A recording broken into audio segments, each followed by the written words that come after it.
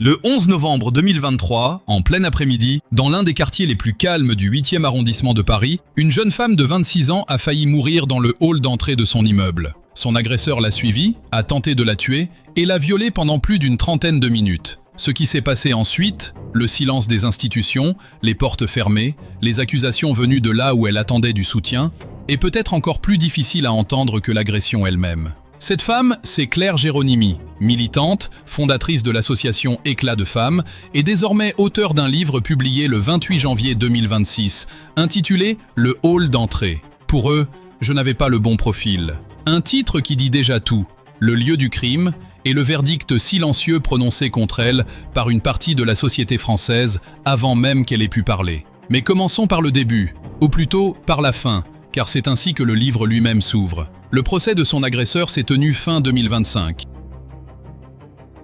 L'homme a été condamné à 18 ans de prison, assorti d'une interdiction définitive du territoire français. Ce détail n'est pas anodin. Au moment des faits, cet individu, un ressortissant centrafricain, se trouvait sous le coup de 3 obligations de quitter le territoire français, communément appelé OQTF. 3. Il avait également accumulé plus de 11 condamnations judiciaires à son actif. Et pourtant, il était libre.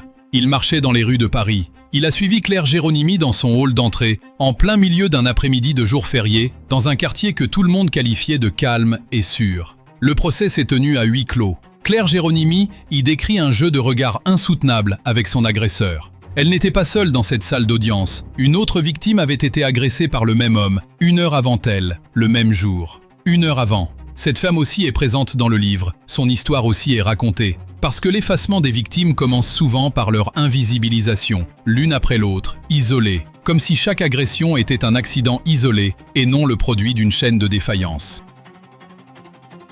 C'est justement cette chaîne que Claire Géronimi a décidé de reconstituer, mot après mot, depuis le premier jour. Dès le lendemain de l'agression, elle a commencé à écrire sur son téléphone. Pas pour publier, pas encore. Mais parce qu'elle ressentait le besoin de tenir un carnet de bord, de noter ses ressentis jour après jour, de regarder en face ce qu'elle traversait. Elle voyait son état se dégrader. Elle cherchait à comprendre comment 30 minutes pouvaient faire basculer une vie entière.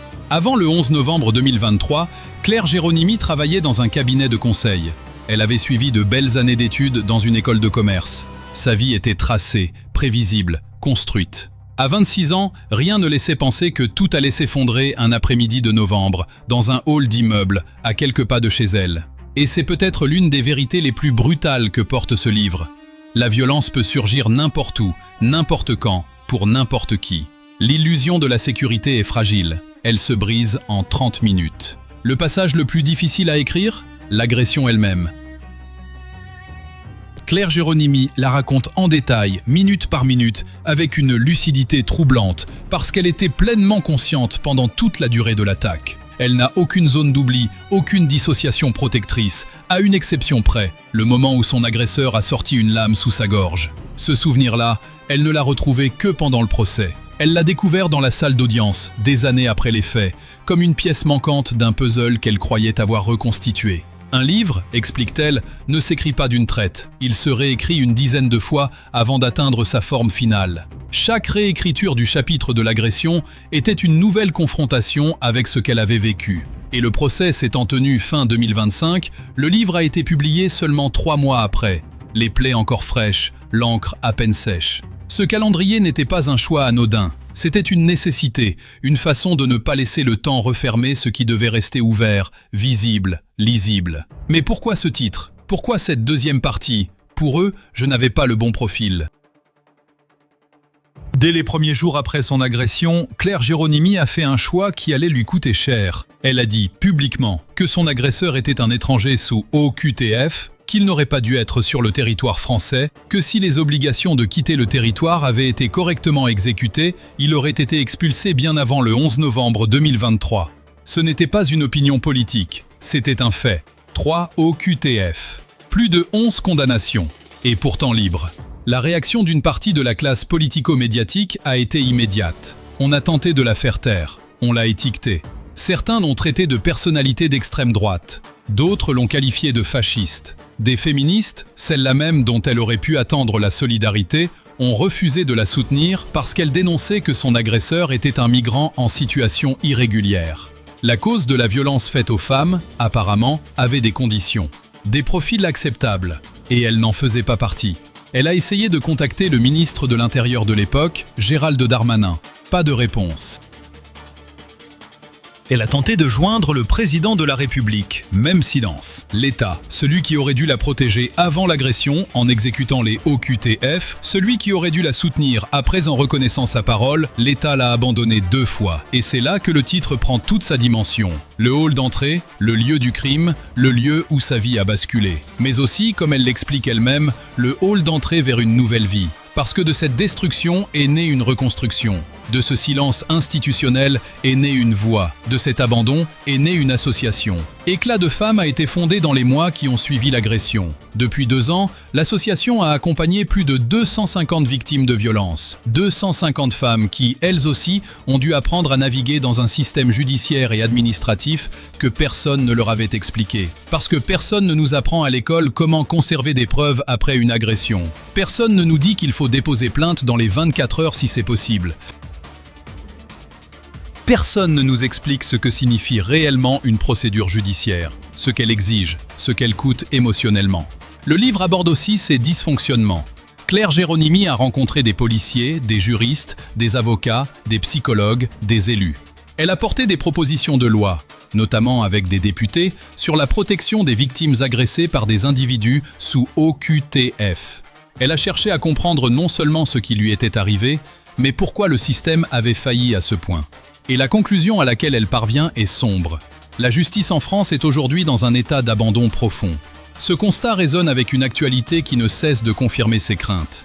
L'affaire de la petite Liana, violée et tuée alors que des plaintes avaient déjà été déposées contre son agresseur, est venue rappeler, avec une brutalité insupportable, que rien n'avait changé depuis le 11 novembre 2023. Que depuis plus de 2 ans et demi, malgré les procès, malgré les mobilisations, malgré les livres et les témoignages, le système continue de protéger les agresseurs plus efficacement qu'il ne protège les victimes. L'affaire Silipine, le procès dit de Lola. Les noms s'accumulent, les familles s'accumulent, la douleur s'accumule. C'est dans ce contexte que Claire Géronimi et Guillaume Carayon ont lancé le mouvement des abandonnés, un mouvement qui veut faire entendre les voix de toutes ces victimes et de toutes ces familles que l'État a laissées seules face à l'insupportable. Une plainte contre l'État pour inaction sécuritaire a également été déposée, parce qu'à un moment, la colère doit trouver une forme juridique. Parce que le deuil et la reconstruction ne suffisent pas quand les mêmes erreurs continue de coûter des vies. Le livre s'adresse à tout le monde, c'est ce qu'affirme Claire Géronimi avec une clarté qui mérite d'être entendue. Pas seulement aux femmes, pas seulement aux victimes, aux hommes aussi, parce que la protection des femmes ne peut pas reposer uniquement sur les femmes elles-mêmes. Aux institutions, pour qu'elles mesurent l'ampleur de leurs manquements.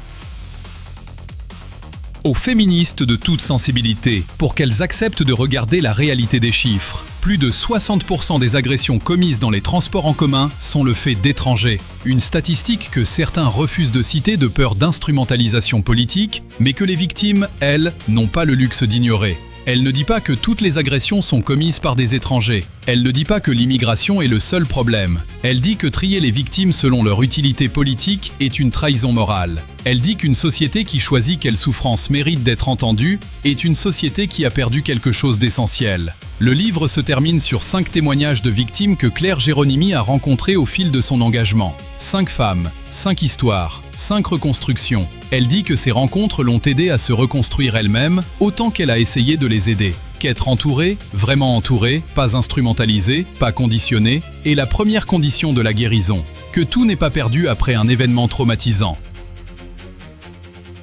Que la reconstruction est possible, même quand elle semble inconcevable. Et puis, il y a ce message plus large, plus urgent. La justice doit être réformée. Pas demain, maintenant. Parce que pendant qu'on attend, pendant qu'on débat, pendant qu'on trie les victimes selon leur profil politique, des femmes continuent d'être agressées par des hommes qui n'auraient pas dû être là. Des enfants continuent de mourir alors que les signaux d'alarme avaient été tirés. Des familles continuent de se retrouver seules devant des portes closes. Le hall d'entrée. Pour eux, elles n'avaient pas le bon profil. Mais elle a écrit quand même, elle a parlé quand même, et la question qui reste suspendue, après avoir lu ou entendu tout cela, est peut-être celle-ci. Dans une société qui choisit quelle victime mérite d'être soutenue, qui décide du bon profil, et qui a le droit de poser cette question sans être immédiatement réduit au silence.